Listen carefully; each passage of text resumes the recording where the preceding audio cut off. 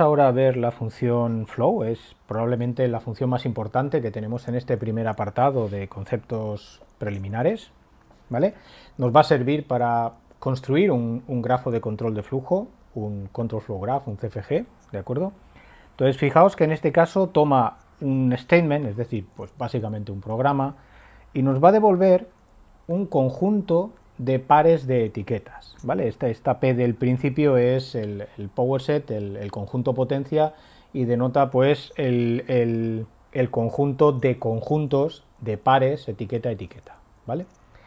Bien, todo eso puede sonar un poco farragoso, pero vamos, vais a ver que la idea es absolutamente sencilla. Por ejemplo, pues si yo tengo un grafo que dibujaríamos de este estilo con etiquetas, voy a poner numeritos, 1 va a 2, 2 va a 3 y 3 vuelve a 2, pues lo que vamos a hacer aquí es representar este grafo.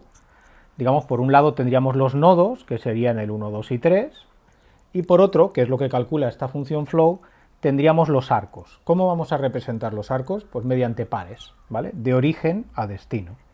Un arco de 1 a 2, un arco de 2 a 3 y otro arco de vuelta de 3 a 2, ¿vale?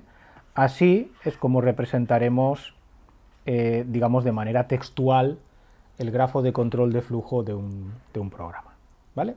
Bien, pues eso es lo que formaliza esta función que tenemos por aquí, la función flow, que vais a ver que en realidad, bueno, la formalización puede parecer un poco farragosa, pero en realidad es bastante sencilla. Lo que nos dice es, bueno, en los dos primeros casos serían algo así como casos base. Cuando solo hay un nodo, pues no hay arcos, ¿de acuerdo? En un programa que solo tiene un nodo, que solo tiene una asignación o solo tiene un skip, no hay flujo que vaya de ningún sitio a ningún sitio, ¿de acuerdo?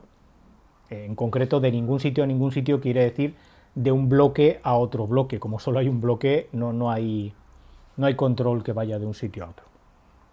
Bien, el siguiente es más interesante cuando tenemos una secuencia.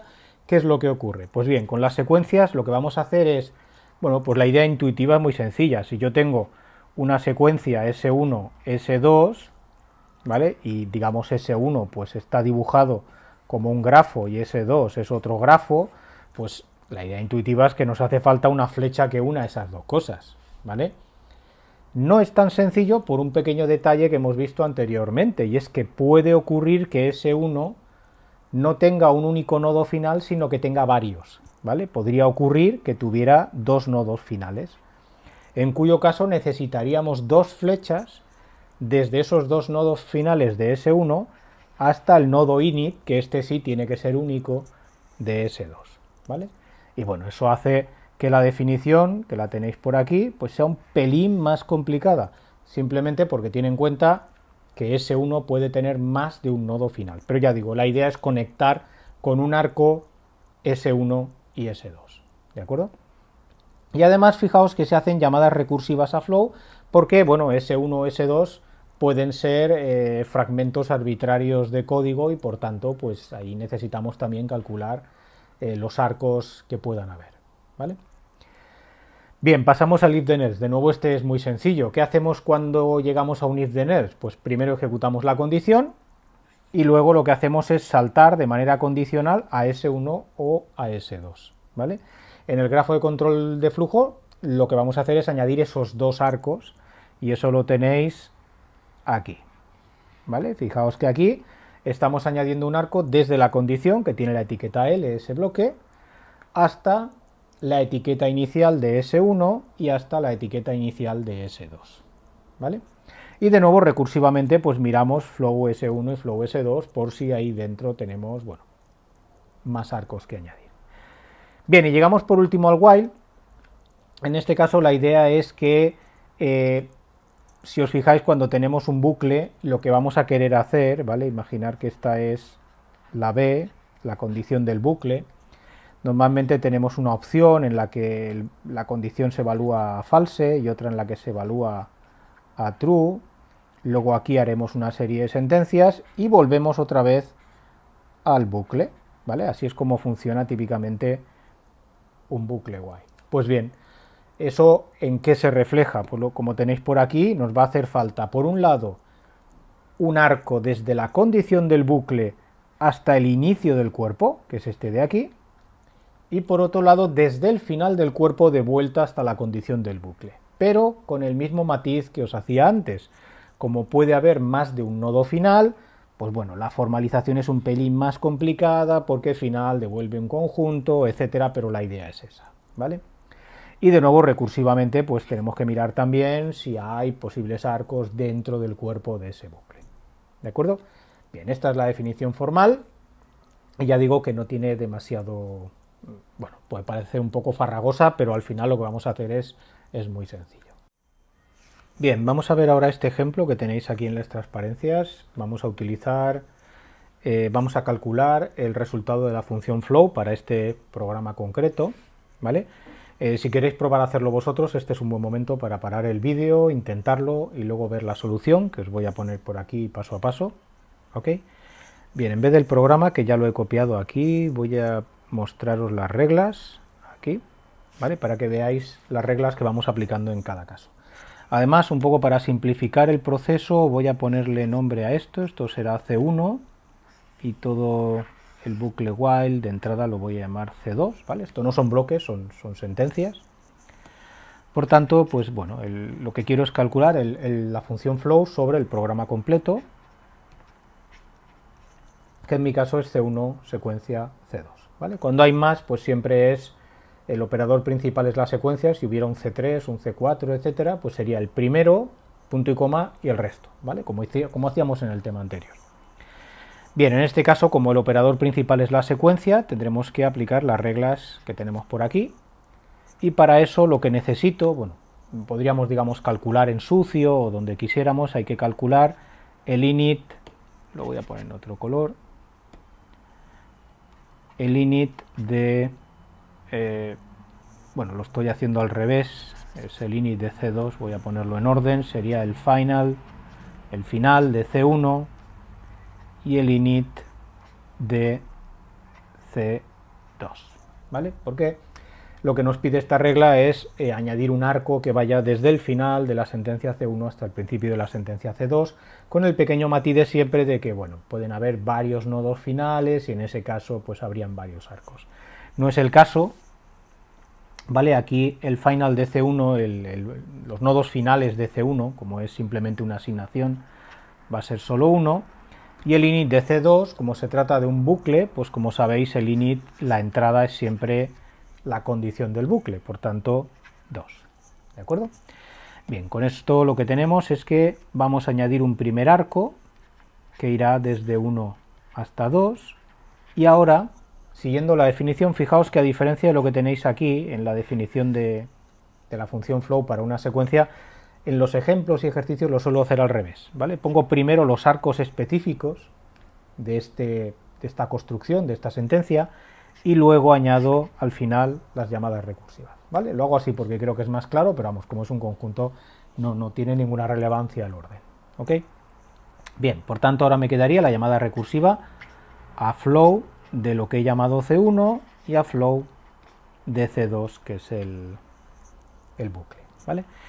La primera, flow de una asignación, pues lo tenéis por aquí arriba, es simplemente el conjunto vacío. Por tanto, cuando tenemos estas situaciones, flow de un skip o de una asignación, directamente pues lo vamos a simplificar, ¿vale? Porque eso devuelve un conjunto vacío. Por tanto, vamos a pasar directamente a flow de C2. En este caso, C2 es un bucle while, por tanto estaríamos en esta regla de aquí. Y fijaos que lo que vamos a hacer es añadir por un lado un arco desde la etiqueta de la condición hasta el init del cuerpo, ¿vale? Que eso en mi caso pues va a ser, copio lo de antes, bien, va a ser un arco desde la condición, que en mi caso es la etiqueta 2, hasta el init del cuerpo, que es esta secuencia de aquí, ¿vale? Obviamente el init de esa secuencia pues va a ser 3, ¿vale? Lo podéis calcular aparte, igual que he hecho antes, ¿vale? Se trataría de calcular el init de, bueno, lo voy a pintar así, 3, 4, vale, lo pongo así, esto será 3, ¿vale? Y nos va a hacer falta también el final de lo mismo, que va a ser igual de fácil porque solo hay un final que será 4, ¿vale? Bien, Por tanto, ya tenemos ese primer arco que va de 2 a 3 y lo que nos dice la definición es que además hay que añadir un arco desde cada nodo final del cuerpo de vuelta hasta la condición. En este caso el único nodo final es 4, la condición era 2, por tanto tengo que añadir también de 4 a 2. ¿Vale? Y ahora además me pide que añada la llamada recursiva flow para el cuerpo, que en mi caso pues son estos dos bloques, 3 en secuencia con 4. ¿Vale? Lo pongo así. Bien, estaríamos de nuevo teniendo que aplicar la regla para la secuencia, es exactamente lo mismo de antes y bueno, lo voy a hacer un poco más rápido. Eso significa que a los arcos 1, 2, 2, 3 y 4, 2 que ya tengo, les voy a añadir un nuevo arco de 3 a 4 y luego tendré que calcular el flow del bloque 3 seguido del flow del bloque 4. ¿Vale? Y como 3 y 4 ya son simplemente asignaciones, estos dos lo vamos a simplificar y este será el resultado final.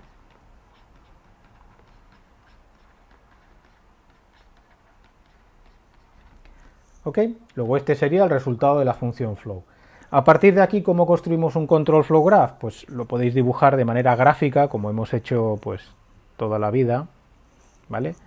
Será un grafo en el cual tendremos como nodos 1, 2, 3 y 4 y como arcos pues el resultado de la función flow sobre el programa, ¿vale? Es decir, lo que hemos calculado aquí arriba.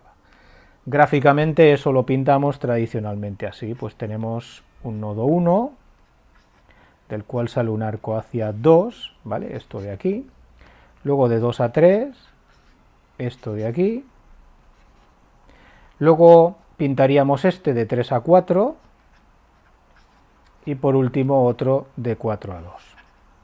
Y ya está, ¿vale? Esta sería la representación típica del grafo de control de flujo de este programa. Muchas veces nosotros, pero eso no existe, digamos, en la representación, pero muchas veces pues nos ponemos una flechita que en realidad no está ahí, pero es intuitiva para saber por dónde se arranca la ejecución de este programa, que sería en el nodo 1, y por dónde se sale, que sería por el nodo 2, ¿vale? Pero ya digo, esas flechas en principio no están ahí. ¿Ok? Bien, para acabar este apartado, solo mencionar que tenemos también otra función que es un poco la inversa de la anterior, ¿vale? Que es esta que tenéis por aquí, flowr, y que lo que hace es calcularnos un grafo de control de flujo, pero que en vez de ir desde init hasta los nodos finales, pues va al revés, desde el final hacia init, ¿vale? Bien, más adelante veremos esto para qué sirve, pues servirá en principio para cuando trabajamos con un análisis backwards, los que van en dirección contraria al flujo normal de la ejecución del programa.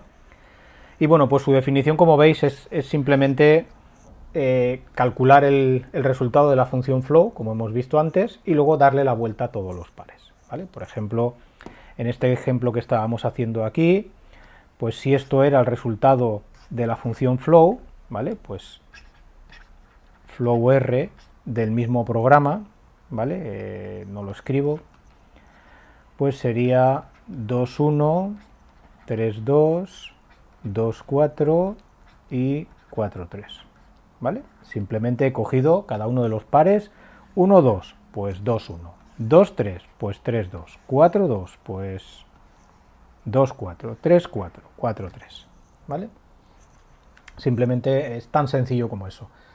Sin embargo, así como el grafo de control de flujo, en el futuro en muchas ocasiones os diré, no hace falta que lo hagáis porque, bueno, pues intuitivamente lo tenéis en la cabeza y podéis trabajar. El caso del grafo inverso os recomiendo que lo hagáis, ¿vale? Porque es muy fácil liarse. Bien, si lo queréis pintar gráficamente, pues en este caso pintaríamos los mismos nodos de antes, solo que ahora las flechas pues van a ir en la dirección contraria, de 2 a 1, de 3 a 2, de 2 a 4 y de 4 a 3, ¿vale? Este sería ahora mi grafo de control de flujo inverso.